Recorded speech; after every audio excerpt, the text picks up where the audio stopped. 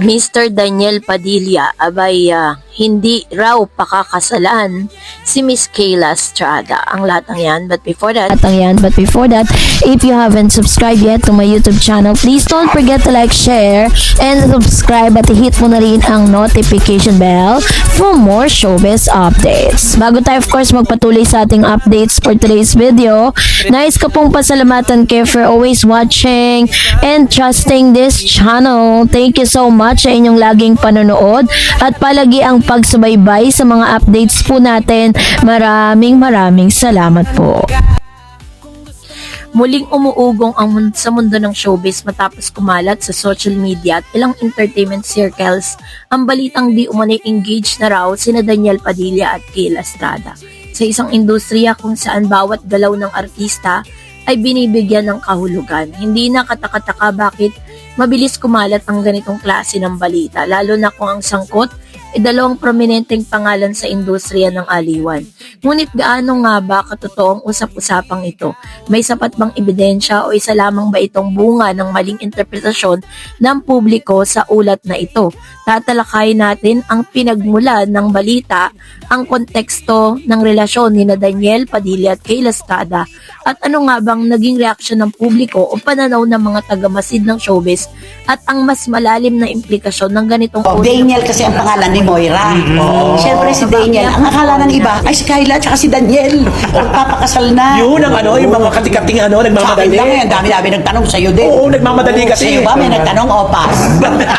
May mga nagtanong, di ba? Oo, hindi man nagtanong din sabi, kakasal na ba talaga sila? Sabi ko, Hindi raw wala nagtanong naman na. eh. Hindi raw nagtanong. Hindi, sabi, hindi naman eh. Dapat, di ba, alam mo naman si Carla Estrada, di ba? Pag ano, siya ang unang magdiwang nun. Ay, pero alam mo ba na si Carla inamin niya na binusanla ni Daniel ang bibig niya nung maghiwalay sila ni Catherine Bernardo. Oo, di ba? Lagi nga sinasabi ni Carla na sino naman yung intermitida para Kasi sinabihan siya, Mami, don't talk.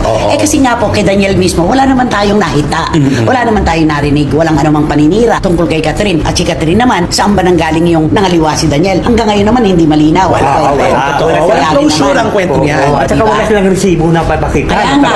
Liwa, oo. At gano'n, laging walang resibo. Sila ni Mayor, wala rin Oo, si Mayor Mera. Mark at saka si Catherine wala rin. Wala rin resibo. Paano nakatago ata si Catherine sa ilalim ng lamisa pag pumunta sila sa isang lugar na magkakape? Alam mo, ang hirap ng kwentong ito kasi wala tayong resibo. Yun ang totoo lang tayo, wala rin resibo. Ang pinakamahirap talaga yung nagkikwentuhan tayo na wala naman tayong pinagkikwentuhan. Sa mga umaasa po na sana nga ay ikasal na, humarap na sa dambara sina Daniel at saka si Kayla. Hindi po maaaring mangyari. Sukob po yun. Ikakasal si Moira sa boyfriend niya. Sukob yun. Diba? Maaaring next year. Ha? Ay, ako parang hindi pa siguro di matutuloy. Huwag mo naman kontrahin. Pero alam mo, nakatuto kasi sila sa karir nila. Oh, yun, oh. Pero ito yung tambalan, sabihin na natin. Ito yung mga nagmamahalan. Ito yung magkarelasyon. Kahit hindi pa kayo umaamin, sasabihin namin magkarelasyon na kayo talaga. Dali ka nga eh. Actions speak louder than words. Diba?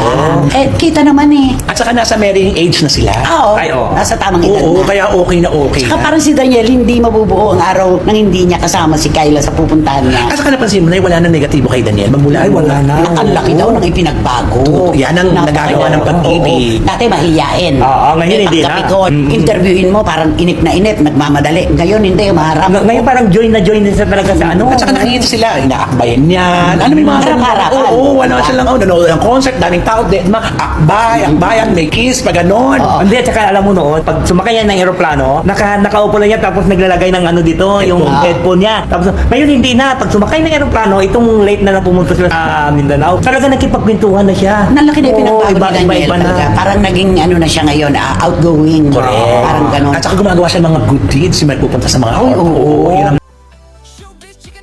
ng mga balitang ito ay agad pong naglabas ng ilang mga updates itong si Manay Christy Permin patungkol po sa balitang ito, no? Patungkol sa engagement at sa balak na pagpapakasal nito kay Miss Kayla Estrada.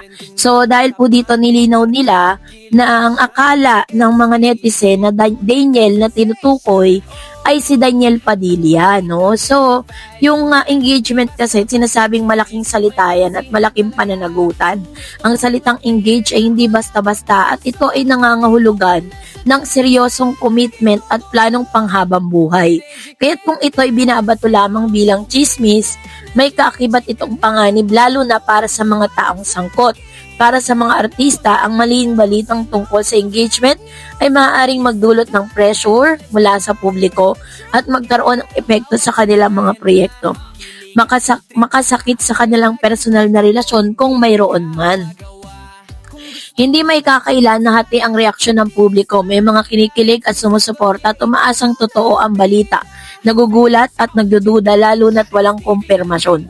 Nanawagan ng respeto at tinihiling na bigyan ng espasyo ang pribadong buhay ng dalawa. So may kita rito kung gaano kalalim ang emotional investment ng fans sa buhay ng kanilang iniidolo. Ngunit kasabay nito ang tanong hanggang saan ba dapat ang pakikialam ng publiko? No? So hanggang sa kasalukuyan ay nananatiling tahimik sina Daniel at Kayla tungkol sa isyong ito. Para sa ilang observer, ang katahimikan ay isang paraan upang palakihin ang chismis, pagpili ng privacy kaysa public clarification o simpleng hindi pagbibigay halaga sa walang basihang balita. Sa showbiz, minsan ang katahimikan ay hindi kumpirmasyon, ngunit ito ay isang proteksyon. So, sa gitna ng intriga, mahalagang balikan ng responsibilidad ng bawat isa. Una, the media magpulat ng may sapat na verifikasyon. Fans, magpakita ng respeto at huwag agad maniwala. Publiko, unawain ang mga artista ay tao rin at may karapatang magdesisyon kung kailan at paano magbabahagi ng personal na balita. Ang engagement, kung totoo man, ay isang masayang yugto na dapat ibinabahagi sa tamang panahon at hindi pinipilit na chismis. Sa ngayon, totoo o hindi, ang katotohanan ay sa kanila na lamang. Sa ngayon ay usap-usapan ng engagement daw ni Daniel Padilla at Kayla Estrada ay nananatiling haka-haka at intriga. Walang opisyal na konfirmasyon, walang malinaw na ebidensya, tanging interpretasyon at espekulasyon lamang. Kung dumating man ang panahon na sila mismo ang magbahagi ng katotohanan, tiyak na handa ang publiko na makinig. Ngunit hanggang sa araw na yon, ang pinakamainam na gawin ay maghintay, maggalang at huwag husgahan ang buhay na hindi naman natin pag-aari. Sa huli, tunay na engagement na dapat nating isulong ay ang engagement sa katotohanan, respeto at malasakit. Hindi lamang sa mga artista kundi sa kapwa natin, tao.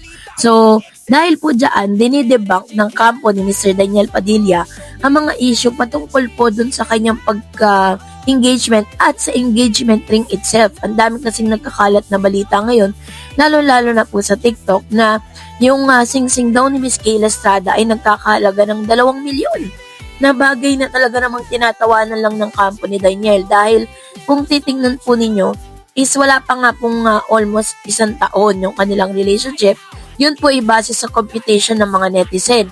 Pero kung ibabase natin yung time na sila magkasama si Incognito, ay talaga masasabi natin na medyo mahaba-haba na rin yung kanilang pagkakakilanlan, pero hindi pa rin matutumbasan yung 11 taon na naging karelasyon ni Mr. Daniel Padilla sa past. So that's it for today. For more videos and updates, please don't forget to like and subscribe, and please don't forget to follow my Facebook page, Dar Eds TV and Dar Eds channel. God bless everyone.